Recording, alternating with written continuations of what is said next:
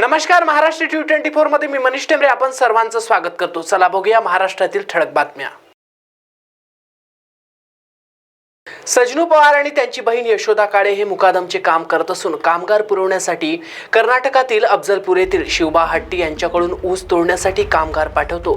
यासाठी 2 लाख रुपये घेतले, परंतु कामगार न आल्याने ते रक्कम ते देऊ शकले नाहीत। त्यांचा राग मनात धरून शिवबा हट्टी यांच्या इतर साथीदारांनी मिळून सजनू पवार यशोदा काळे यांच्या घरातून अपहरण केले। फिर्यादी धमाबाई पवार या अक्कलकोट दक्षिण पोलीस स्टेशनला तक्रार देण्यासाठी गेले असता त्यांची तक्रार घेतली नाही। पोलीस अधीक्षकांना भेटल्यानंतर त्यांची तक्रार घेण्यात आली, परंतु अद्याप अपहरण केलेले 5 ते 6 दिवस झाले तरी देखील आरोपी अटक झाले नाहीत। या उलट आरोपी मात्र धमाबाई पवार यांना व्हिडिओ कॉल करून तिचे पती सजनू पवार यास झाडाला साखळीने बांधून ठेवल्याचं दाखवत आहे। 7 लाख रुपये द्या, अन्यथा तुमच्या पतीला खल्लास करून नदीत टाकतो अशी धमकी देत असल्याची माहिती धमाबाई पवार यांनी दिली आहे। नमस्कार, मी राजेश्री अनिल चव्हाण, माजी नगरसेविका तथा अनुसूचित जमाती प्रदेश कार्यकारिणी सदस्य आहे। आज आम्ही पारधी समाजाचे असून आमच्या लोकांवर इतका अन्याय होत आहे। कुठल्याही खेड्यापाड्यात असू दे किंवा कुठल्याही जिल्ह्यात असू दे, पारध्यावर खूप अन्याय होत आहे। पोलिसाकडे जर दखल घेऊन जात असतात तरी तिथं काय दाद घेत नाहीत। मग असं आमचे गोरगरीब हातावर पोट भरून खाणारे लोक आहेत, ते चोऱ्या माऱ्या आता करायचं सगळं सोडून टाकलेले आहेत। आता सुशिक्षित लोक काय झालेले आहेत, काही अनपढ थोडे आहेत, खेड्यापाड्यातले लोक आहेत, ते सुधारणा व्हायला लागलेले आहेत आणि आम्ही सुद्धा सातत्याने लक्ष देऊन त्यांची सुधारणा करत आहोत। काल एक असंच माझ्याकडे एक महिला आली होती, तिचं नाव दमाबाई सजनू पवार ह्या कोण गाव मिरजगी ह्या अक्कलकोट तालुक्यातील आहेत। त्यांच्या मिस्टरांना असं घेऊन गेलेत म्हणून त्यांनी माझ्याकडे आले। इथं पहिला त्यांनी दक्षिण तालुका आपलं अक्कलकोट दक्षिण तालुक्या इथं त्यांनी कंप्लेंट द्यायला गेलेलं असताना त्यांची कंप्लेंट बी घेतलेली नाही। उलट त्यांनाच धमकी द्यायला लागले की तुम्ही पारध्याचे आहेत आणि तुम्ही पारध्याचे असं खोटे नाटे काही तुम्ही अर्ज करत असतात असं म्हणून त्यांना हाकलून दिले। त्यांचे लेकरं छोटे छोटे घेऊन ती बाई माझ्याकडे आली। शेवटी माझ्याकडे आल्यानंतर मी SP साहेबांना 2-3 दिवसाखाली पत्रही दिलेलं आहे। पत्र देऊन SP साहेबांनी आम्हाला नमस्कार, माझं नाव आहे धमाबाई सजनू पवार। तरी सोमवारी रात्री किती वाजता 10 वाजता आम्ही जेवण पाणी करून झोपले होते। मग सिद्धनाळचे महाराज शिवाप्पा हट्टे त्यांनी 12-1 वाजता आले होते किंवा 10 किंवा 15 माणसं आले होते। येऊन काय केले ते घरात सगळे माणसं घुसले, ते घुसून काय केले ते आमच्या मालकाला धरून बाहेर काढले, ती माझ्या नणदला पण काढले, ती काढून मग तेव्हा बाहेर घेऊन मग त्या डोळ्यात चटणी घातले, चटणी घालून मग रस्सीनं बांधून पिकअप एक गाडी होतं, मग कार गाडी होतं, त्याच्यात घालून रात्रीला सोमवारला घेऊन गेले त्याच्या गावात। मग सकाळी आम्ही उठून मंगळवारी अक्कलकोटला आलो। अक्कलकोट आल्यानंतर सोमी PS साहेब आहे ते त्यांच्याजवळ माझे लेकरं दोघं पायात टाकले, तरी टाकल्यानंतर त्यांनी काय केले ती धमकी आम्हाला द्यायला आले, ती काय कुठं तुमच्या नवऱ्याला घेऊन गेलो, कुठं गांड्यात बंदूक गाठले, ते सगळं तुम्ही लबाड लबाड बोलते, ती आम्ही तुमचं काय तक्रार घेत नाही, जावा तुम्ही कुठलं कागद केलेलं आहे तिकडनं जावा असं म्हणून आम्हाला पाठवून दिले। ते तसं मग 3 दिवस झाले ते आता आम्ही पोलीस जवळ जाऊन आम्ही यायला आले तरी आमचं कंप्लेंट कोणी घेत नाही। उरणमधील दिघोडे बस स्थानकावरील उघड्यावर विकला जाणारा शोरमा हा खाद्यपदार्थ मुलांनी खाल्ल्याने 5 जणांना विषबाधा झाल्याची घटना समोर आली आहे। त्यामुळे सदर मुलांच्या पोटात दुखायला लागले व उलट्या होऊ लागल्या। त्यांना तातडीने चिरनेर गावातील रवी क्लिनिक या रुग्णालयात दाखल करण्यात आले असता रुग्णालयातील डॉक्टर प्रकाश मेहता यांनी सदर मुलांवर उपचार सुरू केले आहे। सदरची विषबाधा ही शोरमा हा खाद्यपदार्थ खाल्ल्याने झाली असल्याची माहिती समोर आली आहे। उघड्यावरील पदार्थ खाऊ नये अशी विनंती डॉक्टर प्रकाश मेहता यांनी केली आहे।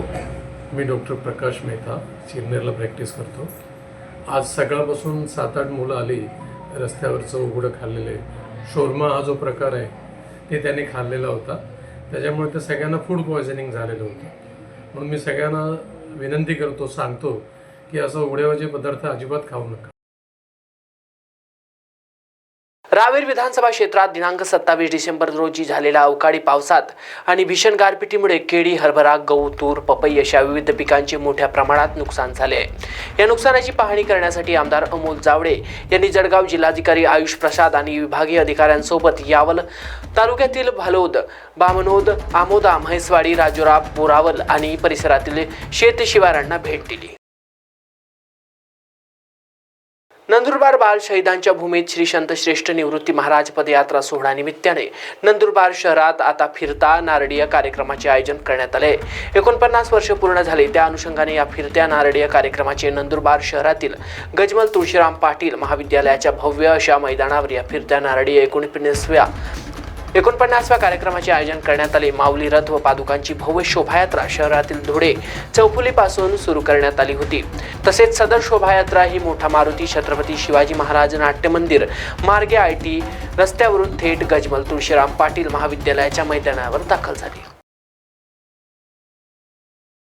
वक्फ बोर्डच्या धर्तीवर देशात सनातन बोर्डची स्थापना करावी आणि सनातनचा प्रचार व्हावा यासाठी सरकारने त्या मंडळाला आर्थिक मदत करावी अशी मागणी निवेदक देवकीनंदन ठाकूर यांनी केंद्र व राज्य सरकारकडे केली आहे. सनातन बोर्ड मध्ये सरकारी हस्तक्षेप असू नये, मंदिरे सरकारच्या आधिपत्याखाली असू नये.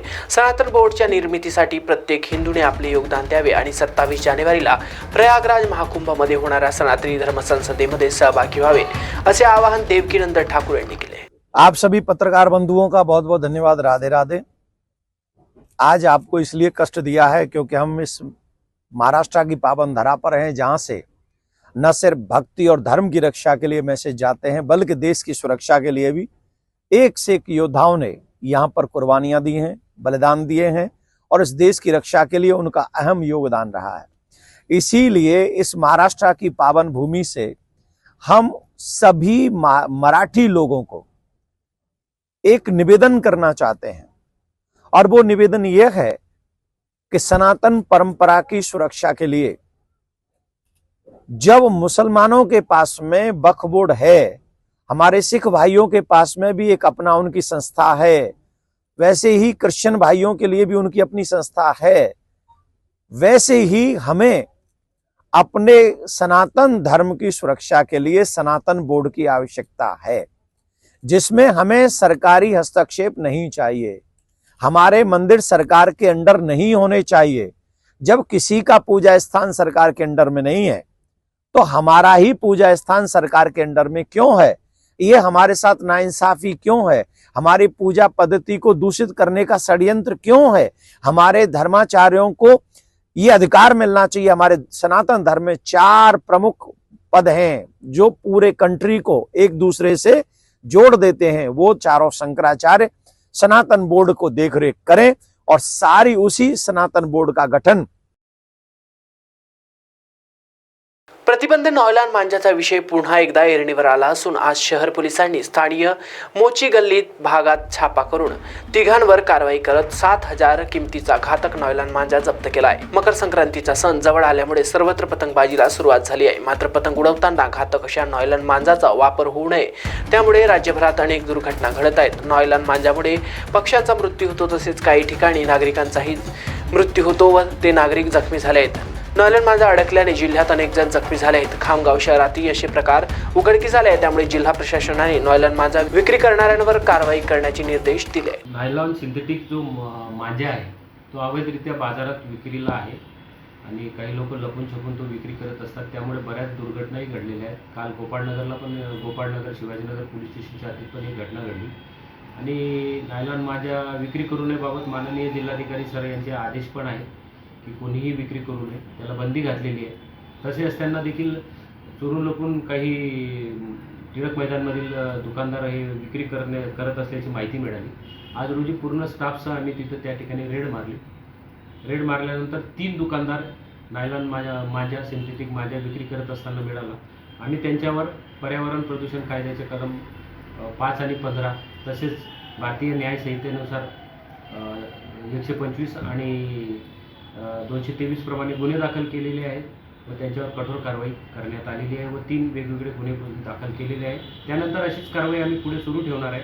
माननीय पोलीस अधीक्षक श्री विश्व पानसरे सर, अपर पोलीस अधीक्षक थोरात सर आणि SDPO विनोद ठाकरे सर यांच्या मार्गदर्शनाखाली कारवाई सुरू आहे आणि अशीच कारवाई सुरू राहील. इथे आम्ही आता वैयक्तिक स्थानिक पोलीस स्टेशन रेड मारत आहे. वैयक्तिक स्तरावर माननीय अपर पोलीस अधीक्षक साहेब, माननीय SDPO साहेब आणि माननीय पोलीस अधीक्षक साहेब यांचे देखील स्वतंत्र पथक यावर रेड करण्यासाठी तयार झालेले आहे. तरी मी सर्व नागरिकांना विनंती करतो की नायलॉन मांजा न घेता साधा तागा घेऊन पतंग उडवलं तर काय हरकत आहे? नाईलाज माझ्यामुळे लोकांचं जीवितव्य धोक्यात येत आहे, तर नागरिकांनाही विनंती आहे आणि दुकानात जाणाऱ्यांनाही आव्हान आहे, जर तुम्ही असं केलं तर कठोर कायदेशीर कारवाई करण्यात येईल, कोणालाही सोडण्यात येणार नाही. महाराष्ट्र बुलेटिन मध्ये बस एवढंच. अधिक माहितीकरिता बघत राहा महाराष्ट्र T24. इस खबर के प्रायोजक है शिवशंकर आयुर्वेदिक क्लिनिक, अनुभवी डॉक्टर से सज्ज, सभी प्रकार के आयुर्वेदिक दवाइयाँ मिलने का एकमात्र स्थान। इनका पता Shivshankar ayurvedic clinic, doctor Mangala Ketkar hospital के सामने, महाजन मार्केट के पास, टेम्पल बाजार रोड, सीताबर्डी, नागपुर।